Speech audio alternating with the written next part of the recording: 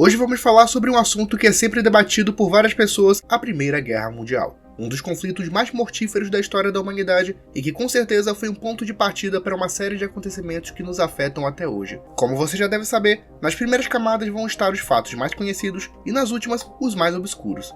Aqui vamos citar os acontecimentos, pessoas, movimentos, causas e lendas relacionadas a um dos períodos mais complicados da história humana.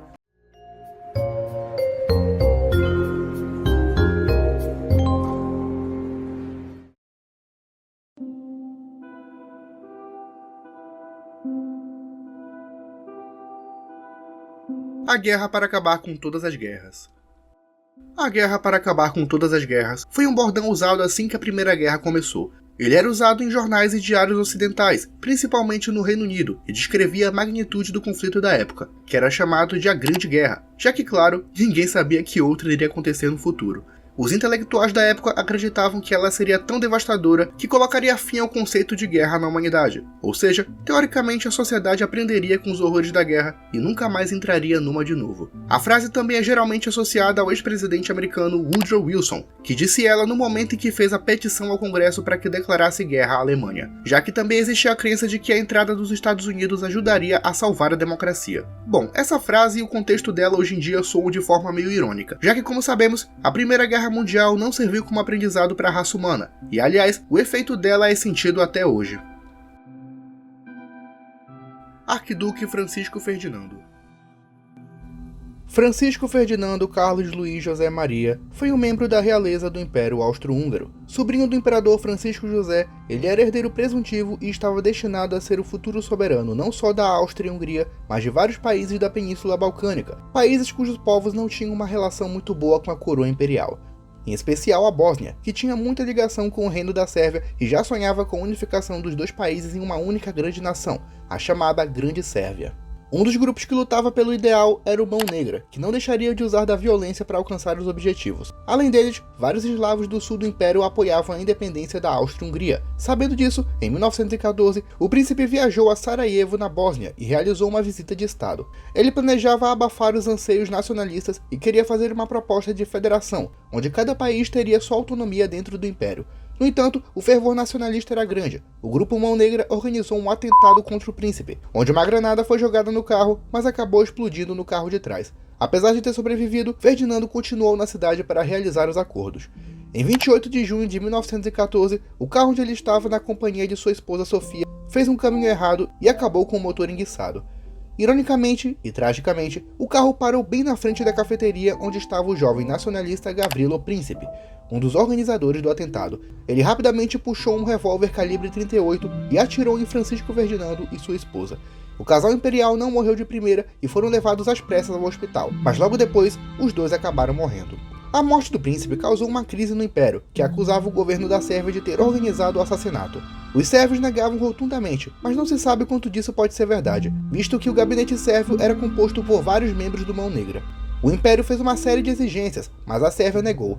A guerra foi declarada, a Rússia declarou apoio à Sérvia e a Alemanha à Áustria-Hungria. Com o passar dos meses, um efeito dominó fez com que vários países entrassem no conflito, que passou de ser regional a mundial em pouco tempo. O mais irônico é que a morte da pessoa que aparentemente poderia ter evitado o conflito foi o estopim de tudo. Entente versus Aliança.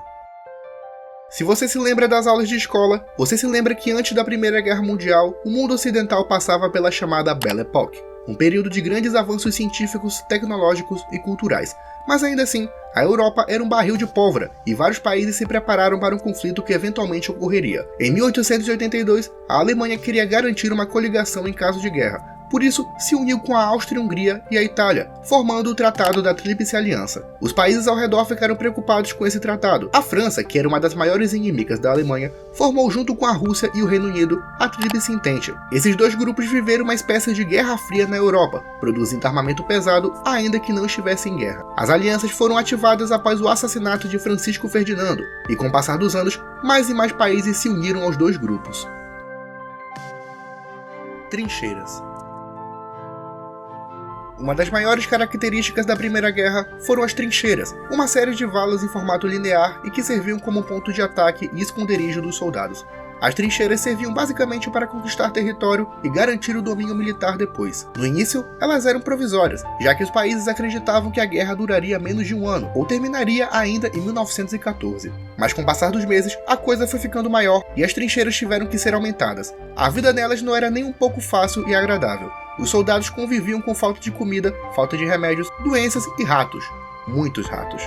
Não era incomum um soldado morrer na trincheira devido a alguma doença, nem que elas fossem atacadas e todos morressem de uma vez.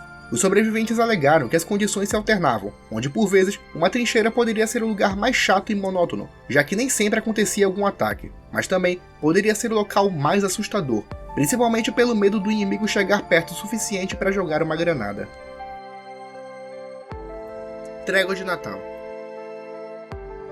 Um dos episódios mais lembrados da Primeira Guerra é a famosa Trégua de Natal, ocorrida entre os dias 24 e 25 de dezembro de 1914. Nela, as tropas da Entente e os aliados deflagraram uma trégua não oficial em comemoração à noite de Natal. A trégua aconteceu em Ypres, na Bélgica, e os soldados trocaram presentes entre si, rezaram uma missa, compartilharam comida e bebidas, enterraram os mortos e até jogaram futebol juntos.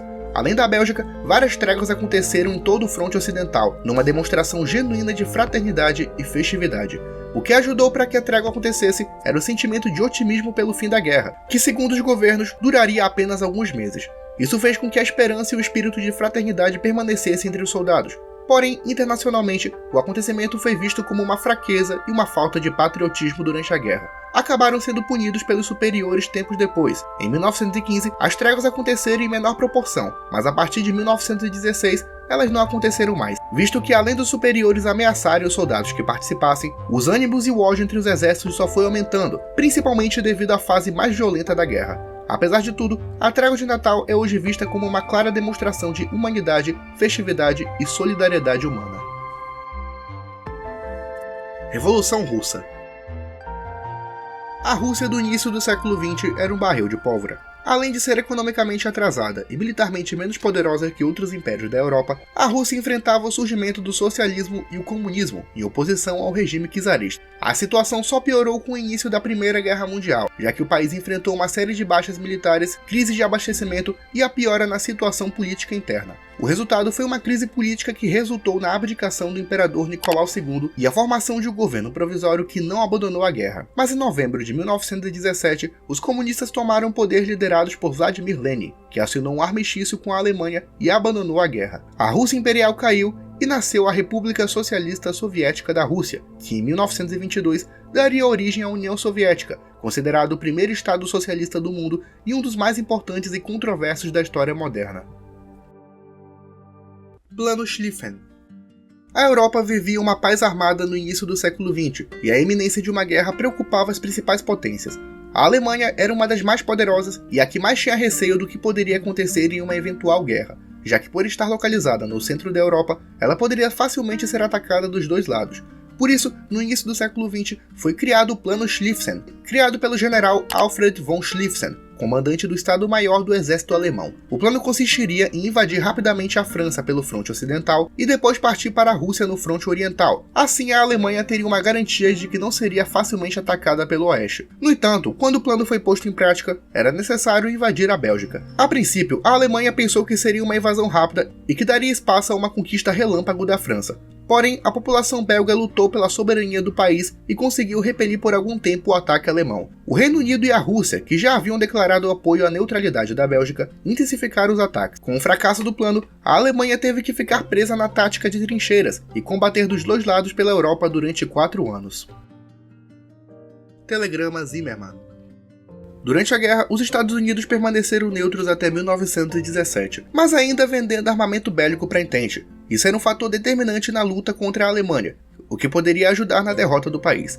Sabendo disso, o ministro alemão Arthur Zimmermann enviou um telegrama codificado para o México. Nele, o governo alemão oferecia uma aliança, onde o México receberia armamento e financiamento para a reconquista do oeste americano, que até meados do século XIX pertencia ao México e foi perdido na Guerra Mexicano-Americana. O objetivo era atrapalhar a venda de armas para a Entente, facilitando no combate alemão.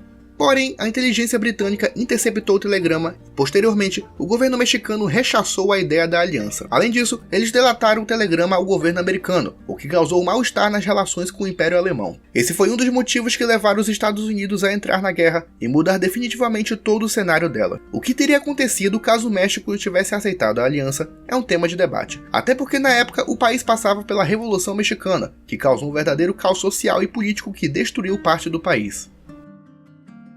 Batalha das Toninhas.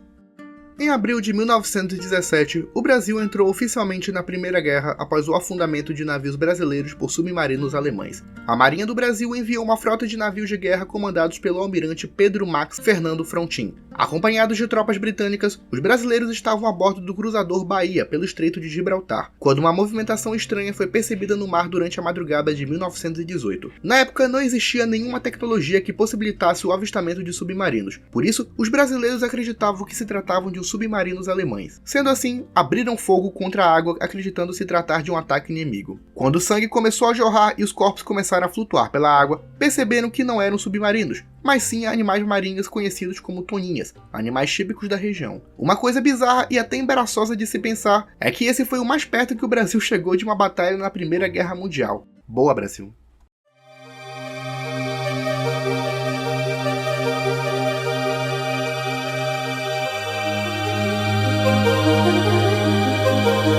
Lawrence da Arábia. Thomas Edward Lawrence foi um militar britânico que serviu durante a Primeira Guerra. Ele ficou envolvido na chamada Revolta Árabe, quando a Entente buscou apoio das tribos árabes do Oriente Médio na luta contra o Império Otomano. A Entente prometeu às lideranças árabes que, em caso de apoio na guerra, o grande Estado Árabe seria criado, que abrangeria desde a Península Arábica até os atuais Iraque e Síria. Lawrence estabeleceu contato com vários povos e firmou alianças que foram decisivas na derrota otomana. Ele também se tornou um grande aliado do povo árabe, apoiando cada vez mais a criação de um Estado governado pelas tribos. No entanto, após o fim do conflito, as potências europeias repartiram o Oriente Médio entre si, estabelecendo colônias e protetorados. Lawrence até iniciou uma campanha e fez protestos em favor do povo árabe, mas todos eles foram infrutíferos. Envergonhado de sua participação na colonização do Oriente Médio, ele passou seus últimos anos de vida isolado e praticamente esquecido. Gás mostarda. A Primeira Guerra Mundial tem o diferencial de ter sido uma das primeiras a utilizar armamento químico, sendo o pior deles o gás mostarda. Desenvolvido no Reino Unido do século XIX, o gás mostarda é uma substância oleosa e amarelada que, apesar de também ter sido usada no tratamento de enfermidades como câncer, foi bastante usada como arma de destruição em massa. O gás era usado em forma de bomba e jogado nos inimigos da aliança, principalmente alemães e austríacos. Seus efeitos incluíam hemorragia interna, queimação nos olhos, pulmão e trato digestivo. A maioria daqueles soldados que entraram em contato perderam a vida ou tiveram sequelas permanentes, como cegueira e problemas na pele. Após o fim da guerra, o gás mostarda foi proibido e segue até hoje sendo evitado, apesar de alguns componentes já terem sido usados na criação de outras armas químicas. Gavrilo Princip. Quem conhece da Primeira Guerra sabe que Gavrilo Princip foi o autor de disparos que acabaram com a vida de Francisco Ferdinando. Mas o que aconteceu com ele após isso?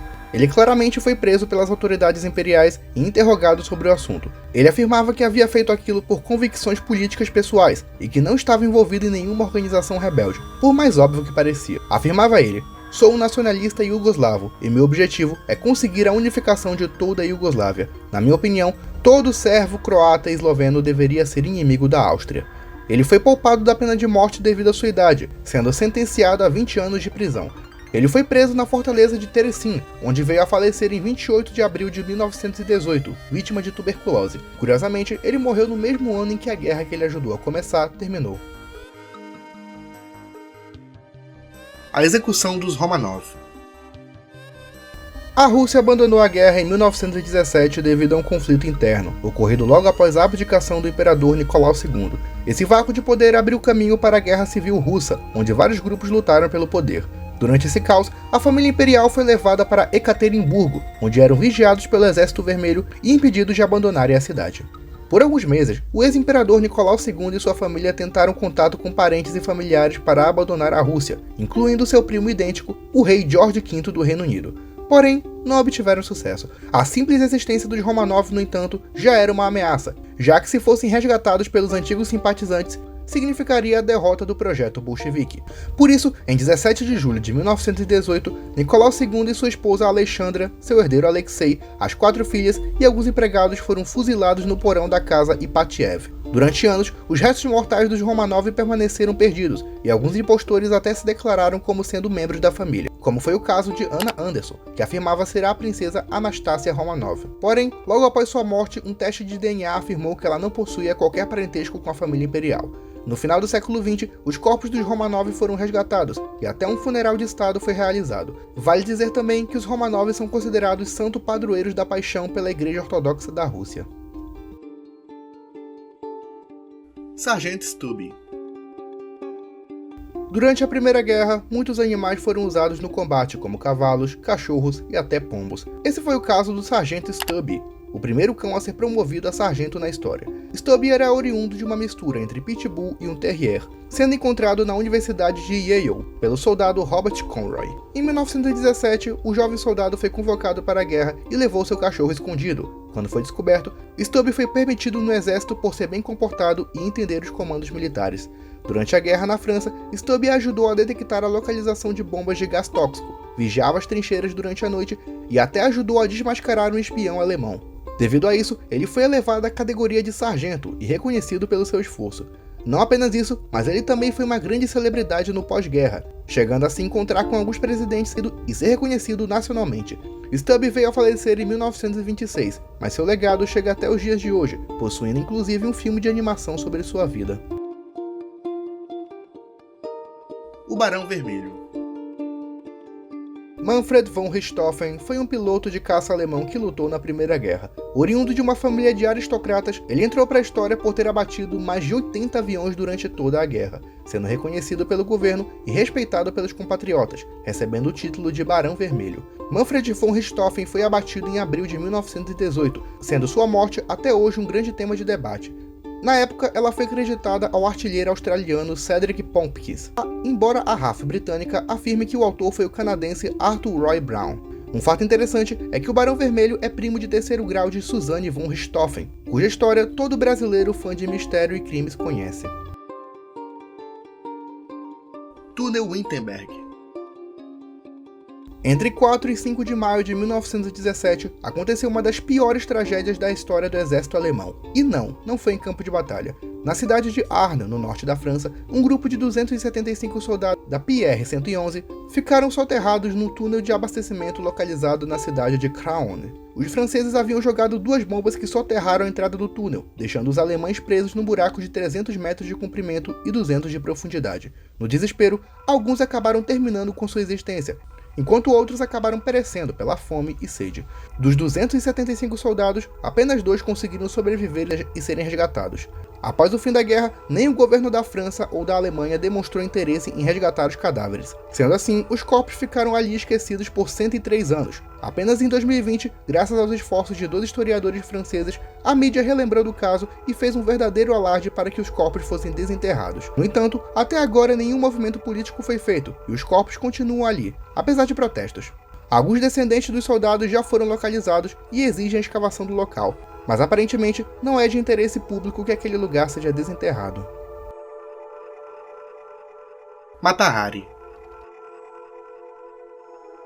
Margaretha Gertruida Zell foi uma dançarina holandesa naturalizada como francesa. Após passar por um casamento fracassado, a morte de um filho e a falta de emprego, ela se assumiu como prostituta e começou a trabalhar como dançarina e cortesã nas principais casas de show da Europa. Com o início da Primeira Guerra Mundial, ela atuou como espiã a serviço da Alemanha, tendo contato com os principais comandantes e repassando informações.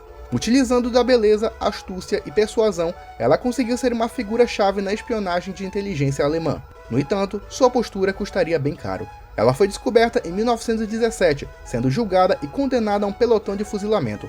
A figura de Mata Hari é até hoje bastante polêmica, já que se discute se ela seria uma traidora ou uma vítima da época, visto que tudo que ela fez foi supostamente para sobreviver e sustentar sua filha. Mata Hari segue sendo também uma imagem de inspiração e representação na cultura popular.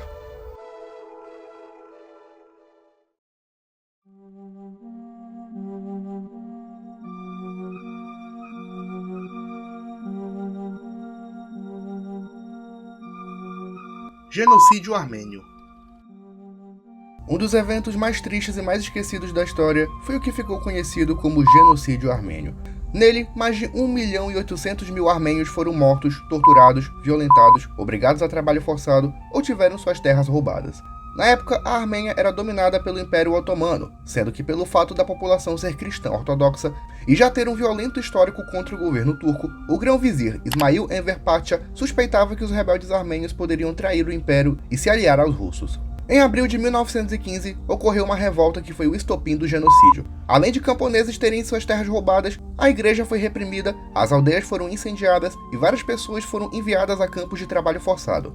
Nem mesmo crianças, mulheres e idosos escaparam da violência, configurando-se assim como um dos primeiros genocídios do mundo moderno. Milhões de armênios também foram deportados ou fugiram através do Cáucaso, ajudando a disseminar as notícias sobre o massacre, que foi usado como propaganda de guerra contra o Império Otomano. O genocídio teve fim em 1923, quando o Império Otomano caiu e deu lugar à moderna República da Turquia. Até hoje, o governo turco nega rotundamente que o massacre tenha sido um genocídio, e qualquer cidadão turco que afirme isso pode responder criminalmente. Esse é um tema delicado acerca da Primeira Guerra, que, aliás, tem muita coisa por trás, além de ser um dos eventos mais esquecidos da história, sendo tão cruel e tão triste quanto o Holocausto e o Holodomor, por exemplo. Gripe espanhola. Perto do final da Primeira Guerra, uma das primeiras e mais letais crises sanitárias da história aconteceu. A gripe espanhola foi um surto mundial de saúde que atingiu milhões de pessoas em todo o globo, afetando a economia, sociedade e, claro, o sistema de saúde de vários países. Não se sabe ao certo como nem onde a gripe surgiu, visto que ela foi resultado da mutação do vírus da gripe. No entanto, chama-se de espanhola pelo fato dos primeiros relatos terem se originado da Espanha, país neutro durante a guerra e que possuía uma imprensa livre. Ao contrário dos países que estavam em guerra, que tinham uma censura bem rígida que impedia que casos assim fossem noticiados, a fim de evitar o desânimo e medo na população. Por isso não se sabe ao certo por onde a doença começou, com os Estados Unidos, França e China sendo os principais suspeitos. Estima-se que entre 1918 e 1919, aproximadamente 50 milhões de pessoas morreram nos 5 continentes, gerando as primeiras vacinações em massa e o uso de máscaras entre a população. Sim, isso é algo bem parecido com a crise mundial de saúde vivida em 2020. A gripe espanhola marcou uma época, mas os efeitos sociais foram notados anos depois, à medida que a ciência avançava e novas doenças eram descobertas. Não à toa, essa época é conhecida como a pandemia esquecida. Os Anjos de Mons. Em 23 de agosto de 1914, franceses, britânicos e alemães travaram uma das batalhas mais letais da história da Primeira Guerra, a Batalha de Mons. Os aliados da Entente sofreram pesadas baixas para o exército alemão, que comandou uma cavalaria que massacrou boa parte dos soldados. Em determinado ponto, os aliados ficaram presos nas trincheiras e certamente morreriam quando a cavalaria chegasse. No entanto, algo sobrenatural aconteceu nesse dia. Uma grande luz surgiu entre os soldados alemães e aliados. Elas continham formas humanas e a luz era tão forte que assustou os cavalos alemães.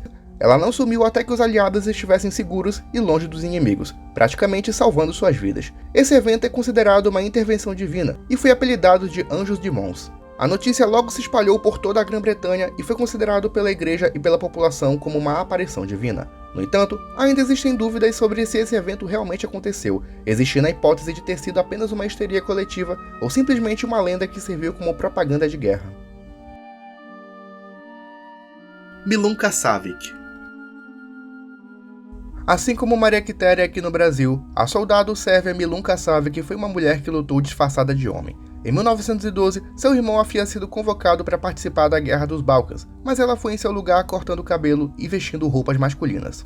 Devido à sua bravura e desempenho, ela foi condecorada com um posto de cabo. Porém, ela foi mortalmente ferida e foi no hospital que seu gênero foi revelado. Mesmo assim, ela permaneceu como soldado do exército da Sérvia.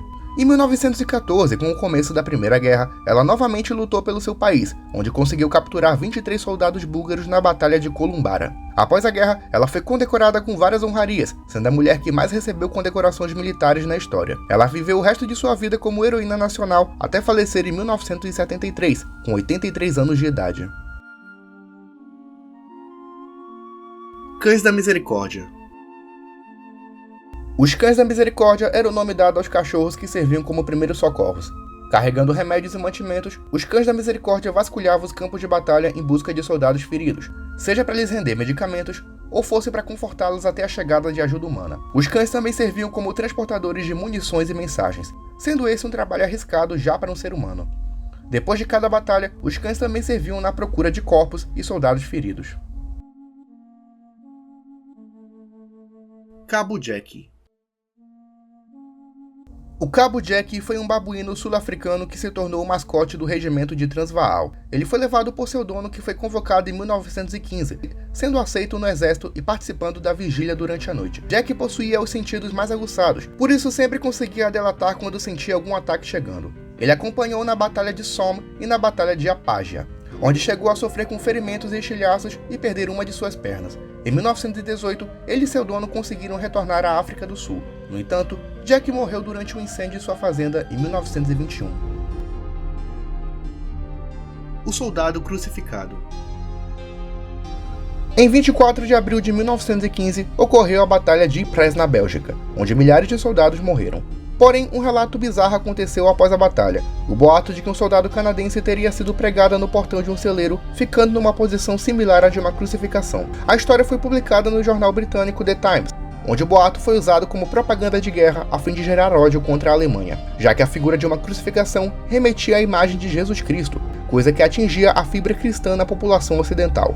No entanto, não se sabe o quanto disso é verdade. Ele pode ter sido apenas um boato gerado pelo exército como propaganda de guerra. Alguns acreditam que de fato um soldado pode ter sido encontrado numa posição similar à de uma cruz, e somada ao medo e histeria coletiva que o exército passava, a imagem foi criada através de relatos gerados pela imaginação. Seja como for, fato é que a lenda foi usada como forma de demonstrar os alemães como um povo demoníaco e com atitudes similares à dos romanos, que na Bíblia foram quem executaram a morte de Jesus. A Alemanha ajudou Vladimir Lenin. Pouquíssimas pessoas sabem, mas a Alemanha ajudou na derrubada da Rússia Imperial e no nascimento do que viria a ser a União Soviética. Desde o início da guerra, a Alemanha tinha que lutar em duas frentes, contra a França e a Grã-Bretanha ao oeste e a Rússia ao leste. Mas desde o final do século XIX, o Império Russo também passava por períodos de fome e instabilidades políticas, estando num cenário perfeito para uma revolução. Foi então que em 1917, com a queda do czar Nicolau II, um novo governo assumiu, mas esse preferiu continuar na guerra. Com isso, os alemães facilitaram o retorno de Vladimir Lenin, que desde 1907 estava exilado na Suíça. Ele liderou um movimento político que levou à Revolução Bolchevique, instaurando um novo governo de caráter socialista. No final daquele ano, a Rússia assinou um tratado de paz com a Alemanha e oficialmente se retirou. Isso pode parecer até teoria da conspiração, mas contando com o contexto social e cenário político, faz total sentido. Cher-ami. Agora o contexto de animais fica bem mais inusitado. Cher-ami, que do francês significa querido amigo, foi um pombo que serviu como mensageiro do exército francês e britânico. Sua grande contribuição foi ter levado um total de 12 mensagens que foram essenciais no final da guerra. Numa delas, ele conseguiu transportar uma carta que avisava do ataque que salvou um total de 194 soldados. Após a guerra, o pombo ganhou uma medalha da Cruz de Guerra. Infelizmente, Cher-ami acabou falecendo pouco tempo depois do fim do conflito. Ainda assim, seu corpo foi taxidermizado e até hoje está exposto no Museu Americano em Washington.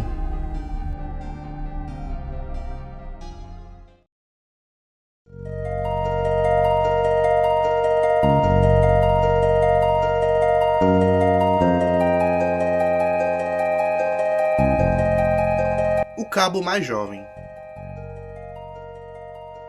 Na Primeira Guerra, muitas cidades eram destruídas e muitos civis eram vítimas de verdadeiros crimes de guerra. A Sérvia chegou a ser invadida pelo exército austro-húngaro e milhares de sérvios foram massacrados pelo exército imperial. Na aldeia de Tibrusnica, na região de Luznica, na Sérvia, vivia uma criança de 8 anos chamado Momilo Gravic. Ele vivia sua infância normalmente junto à sua família. No entanto, um ataque austríaco aconteceu em agosto de 1914 e acabou com a morte de toda a sua família, incluindo seus pais, irmãos e avó. O menino só não foi vítima porque não estava em casa no momento do ataque. Sem casa e sem família, ele procurou o exército da Sérvia e delatou o que havia acontecido e a localização dos soldados austríacos. Por uma razão que até hoje não dá para entender, o menino já foi aceito no exército com a patente de soldado, participando de várias batalhas e ganhando a patente de cabo aos 10 anos de idade. Algumas autoridades militares da época se impressionaram quanto a criança defendia seu país, quando na verdade, o jovem menino só estava com um ódio crescente contra o Império Austro-Húngaro pela morte de sua família. Ele foi então a pessoa mais jovem a participar da Primeira Guerra Mundial, além do soldado mais jovem do exército sérvio. Após o fim da guerra, ele completou seus estudos e se reencontrou com alguns familiares que haviam sobrevivido, vivendo de forma pacífica até sua morte natural em 1993. Mulheres soldados da Rússia. O Império Russo durante a Primeira Guerra Mundial estava totalmente em frangalhos, já que o país passava por uma crise política e social desde o início do século XX. Foram poucos soldados que se alistaram por conta própria, já que a maioria não tinha motivações patrióticas para continuar lutando, já que a cada minuto que se passava, mais e mais soldados morriam e o exército diminuía.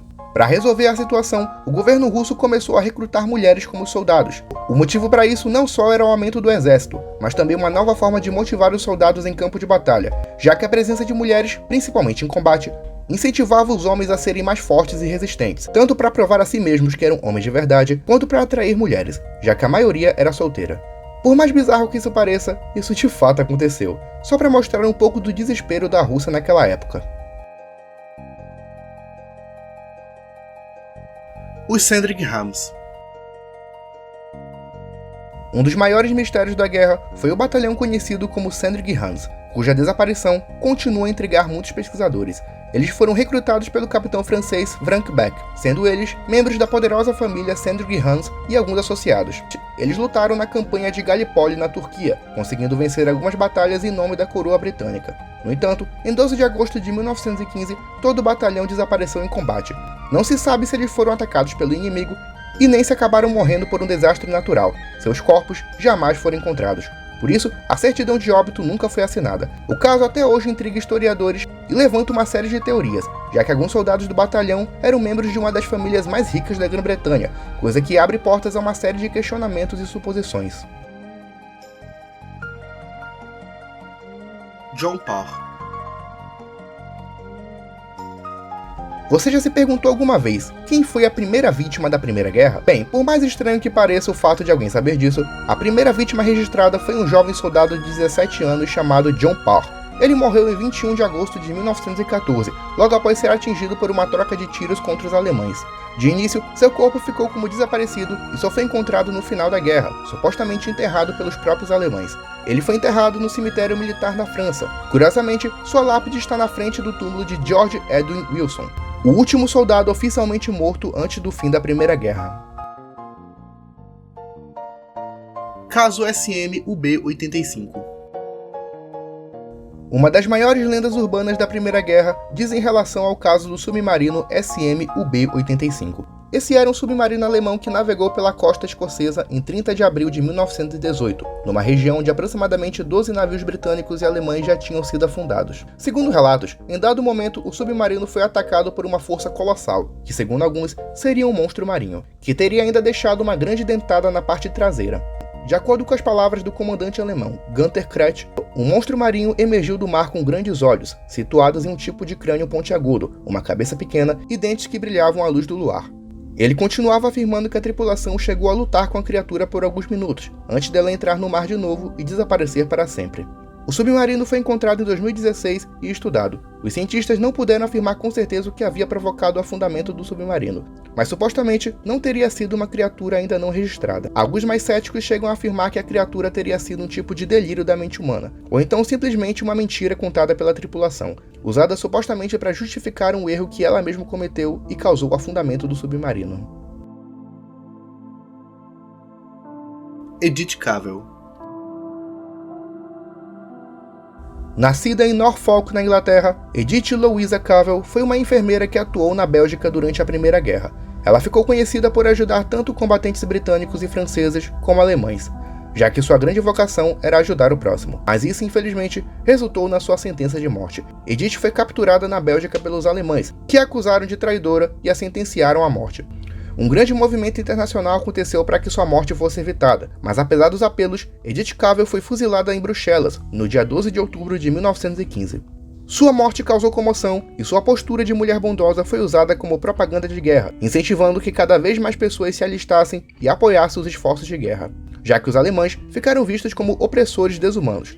Hoje a memória de Cavell é vista não só como um exemplo de patriotismo, mas de bondade e solidariedade. A tripulação de Zebrina. O navio Zebrina foi uma embarcação que partiu da Inglaterra com destino à França. Sendo encarregado de transportar carvão, o navio não representava nenhuma anormalidade ou qualquer coisa que dificultasse a navegação. No entanto, o navio foi encontrado à deriva perto de Cherbourg, estando totalmente vazio, mas estranhamente sem nenhum sinal de saqueio. Era como se a tripulação tivesse evaporado, já que absolutamente ninguém foi encontrado e nenhum corpo foi achado no percurso do navio. Uma investigação foi aberta, mas o paradeiro dos tripulantes permanece um mistério. Existe a teoria de que o navio teria sido sequestrado por um navio de guerra alemão. No entanto, nenhum tripulante foi encontrado como prisioneiro de guerra. Por isso, o que de fato aconteceu nesse dia permanece um verdadeiro mistério.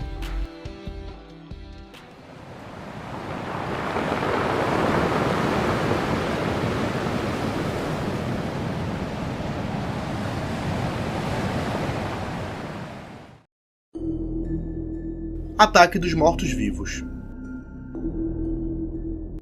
Sim, você não ouviu errado. Na Primeira Guerra Mundial, uma batalha ocorrida na Rússia foi travada entre alemães e russos à beira da morte. Em 6 de agosto de 1915, um ataque alemão aconteceu na fortaleza russa de Ossoyek, onde um grupo de soldados russos foi atacado por armamento químico a qual não estavam protegidos. Usando lençóis de tecidos, os soldados cobriram seus rostos, mas isso não adiantou. Uma série de feridas começaram a surgir pelos seus corpos e os pulmões eram aos poucos dilacerados. Quando o exército alemão marchou em direção à fortaleza, foi surpreendido por um grupo de soldados russos quase mortos.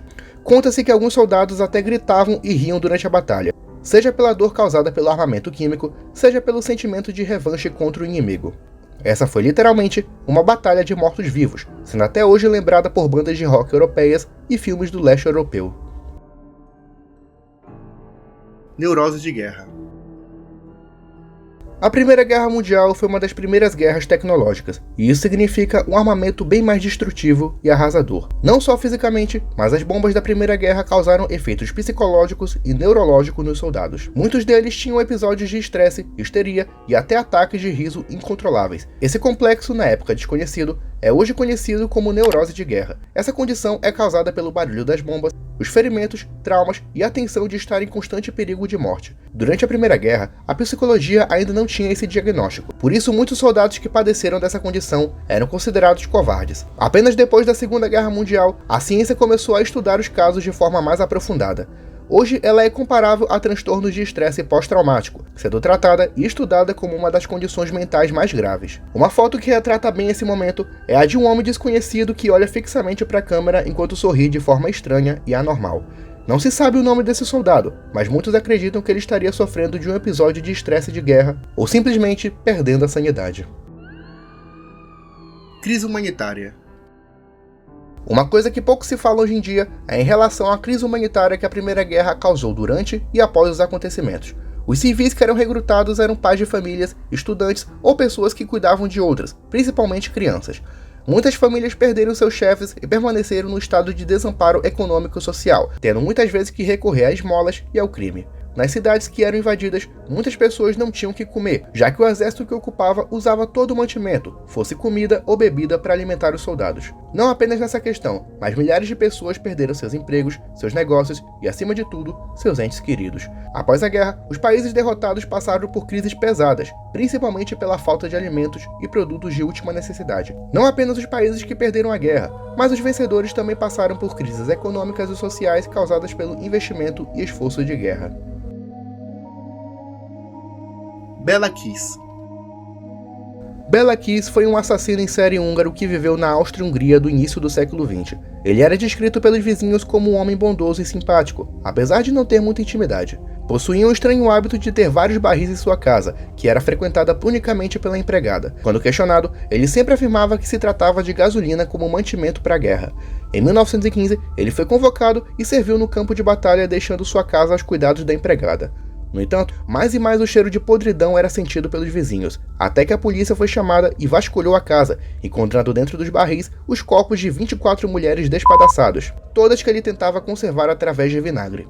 Uma investigação foi aberta e foi concluído que a maioria das vítimas eram mulheres a qual Bela Kiss prometeu em casamento, mas no final acabou as matando e ficando com o dote. No momento da investigação, ele estava na guerra e por isso não podia ser investigado, mas por algum motivo ele descobriu que a polícia estava atrás dele e fugiu do hospital de feridos onde se encontrava internado em 1916. O que aconteceu com ele após isso permanece um mistério e as teorias rondam. O que mais se suspeita é que ele tenha morrido após a década de 1920 com uma identidade falsa. Sem dúvida, um caso assustador e obscuro, cuja resposta e conclusão nunca será descoberta. Batalha de Somme. Sem dúvida, aquele que foi o pior dia da Primeira Guerra Mundial foi o 1º de julho de 1916. Nesse dia, começa a Batalha de Somme, que foi tragicamente a mais sangrenta de todo o conflito. A batalha em si durou até novembro daquele ano, levando a vida de mais de 157 mil soldados de ambos os lados. Milhares de soldados também morreram não apenas com tiros de metralhadora, mas também com hemorragia, já que muitos perderam parte de seus corpos e tiveram danos físicos irreversíveis. O resultado da batalha foi um cessar-fogo, onde as duas tropas simplesmente abandonaram a região devido à intensidade e mortalidade daquela batalha. Em 1916, alguns soldados britânicos homenagearam os mortos naquela batalha, vestidos como combatentes da Primeira Guerra, distribuindo cartões com os nomes de soldados abatidos. Rasputin. Grigory Yefimovich Rasputin foi um membro e místico siberiano nascido durante a época imperial da Rússia. Ele era famoso por ser um curandeiro e adivinho no interior do país, sendo desde o final do século XIX muito temido e repudiado pela igreja. Em 1904, ele se tornou amigo pessoal da família Romanov, isso depois de curar o filho e herdeiro ao trono Alexei, que naquela época sofria de hemofilia. Rasputin logo se tornou o conselheiro político do imperador, tendo grande influência na política do império, não só com a família imperial, mas o monge possuía influência sobre a nobreza e até a igreja, já que por algum motivo, sua simples presença era atrativa e ao mesmo tempo assustadora. Por isso, vários boatos sobre ele começaram a rondar sobre a corte e o povo russo, entre eles, aqueles que afirmavam que ele era amante da imperatriz e que possuía poderes sobrenaturais. Durante a Primeira Guerra, a aristocracia russa considerava a influência de Rasputin como negativa, por isso, logo surgiram planos para afastá-lo do poder. O primeiro deles foi quando lhe ofereceram dinheiro para que voltasse à sua aldeia, mas ele negou. Foi então que um grupo de nobres decidiu acabar de vez com a vida do místico. A morte de Rasputin é um acontecimento bem curioso. Ele foi chamado para curar uma princesa que estaria doente naquele dia, e durante o encontro foi-lhe oferecido um prato de comida com cianuro, uma substância altamente tóxica e letal. Rasputin comeu e não sentiu nenhum efeito colateral. Inclusive, ele repetiu o prato e não sofreu nada. Foi então que o príncipe Félix Yasupov se desesperou e atirou no místico. Quando finalmente achavam que ele estava morto, Rasputin se levantou e foi para uma briga corpo a corpo com seus assassinos. Ele foi alvejado com mais 2 tiros que o deixaram inconsciente. Logo depois, seu corpo foi embrulhado no lençol e jogado num rio. Mas aí você pergunta, o que isso tem a ver com a Primeira Guerra Mundial? Bem, existe uma teoria de que o assassinato de Rasputin teria sido orquestrado pela Entente, mais especificamente pela Grã-Bretanha. O governo tinha medo que a Rússia afirmasse paz com a Alemanha e juntos iniciassem um plano contra um inimigo em comum, a Grã-Bretanha. Segundo a teoria, Rasputin teria a influência para fazer isso, já que era bem próximo da czarina Alexandrina, que era alemã. Ou seja, se não fosse pela morte de Grigory Rasputin, o final da guerra poderia ter sido outro e a realidade do mundo hoje seria totalmente diferente. O Inferno de Passchendaele. A terceira Batalha de Ypres, ou Batalha de Passchendaele, ocorreu entre julho e novembro de 1917. Essa batalha foi basicamente um inferno na Terra. A Entente, conformada pelo Reino Unido, Nova Zelândia, Canadá e Austrália, lutou contra a Alemanha num terreno chuvoso onde a maior parte da região se tornou lamacenta e escorregadia. Não apenas no ataque inimigo, mas os soldados foram mortos pelo cansaço, fome ou sugados pela lama.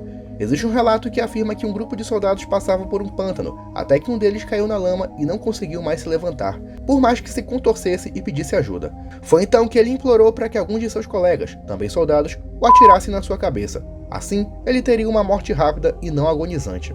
Outro afirma que alguns homens simplesmente se sentaram perto dos cadáveres por puro cansaço e estresse, sem se importar se estavam perto de uma pessoa morta devido ao choque causado.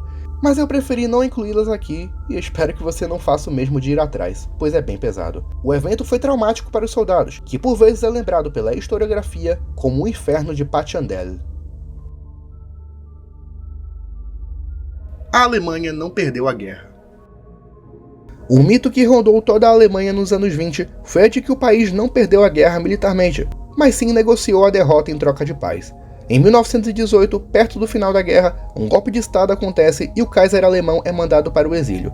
Um novo governo de caráter republicano assume o poder, interfere no exército e assina o polêmico Tratado de Versalhes. O principal defensor da teoria foi o general Paul von Hindenburg, que que futuramente seria presidente da Alemanha. Em suas palavras, o país foi apunhalado pelas costas pelo próprio governo, que poderia muito bem ter resistido e continuado a guerra, mas acabou se rendendo por motivos financeiros e políticos. Não só ele, mas muitas pessoas também acreditavam nisso, algumas que até levavam isso como bandeira política, defendendo o retorno à época de glória alemã. Sim, você já sabe do que eu estou falando. Essa teoria ajudou na indignação e na inclinação dos alemães a ideologias radicais, como foi o caso do nazismo na década de 20. Essa teoria é descartada por boa parte dos historiadores que afirmam que na altura de 1918 o país já estava fraco e era uma questão de tempo até cair. Apesar de contar com alguns pontos, é provável que a verdade jamais seja descoberta. Seja como for, a rendição da Alemanha significou o fim de um dos piores conflitos da história e o início de um novo capítulo na trajetória humana.